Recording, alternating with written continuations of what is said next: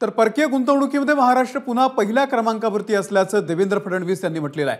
2023-2024 या आर्थिक वर्षामध्ये 1.25 लाख कोटींची परकीय गुंतवणूक झाल्याचं जाहीर झालेलं आहे। या आर्थिक वर्षातील गुंतवणूक ही गुजरातमध्ये प्राप्त झालेल्या एकूण गुंतवणुकीच्या दुप्पटीहून अधिक आहे।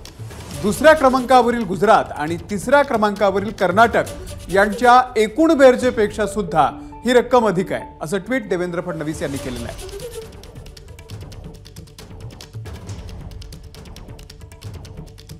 तर गेल्या आर्थिक वर्षामध्ये गुजरातमध्ये जवळपास तर देवेंद्र फडणवीस यांचं ट्विट आपण आधी बघूयात। बोलायला नाही, कर्तृत्व दाखवायला हिंमत लागते। थेट परकीय गुंतवणुकीमध्ये महाराष्ट्र सलग दुसऱ्या वर्षी क्रमांक 1 वरती आहे। 2022-2023 मध्ये क्रमांक 1 वरती राहिल्यानंतर 2023-2024 या आर्थिक वर्षात सुद्धा पहिल्या क्रमांकावरती आहे। 2022-2023 मध्ये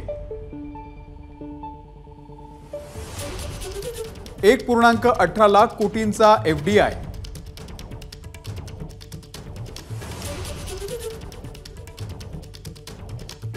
2023-2024 या वर्षात 1.25 लाख कोटींचा एफडीआय आला। महाविकास आघाडीच्या काळामध्ये एफडीआय मध्ये पिछाडीवरती गेलेला महाराष्ट्र पुन्हा एकदा सलग 2 वर्ष पहिल्या क्रमांकावरती आहे।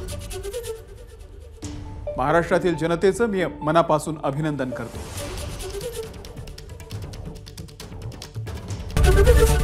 एबीपी माझा, उघडा डोळे बघा नीट।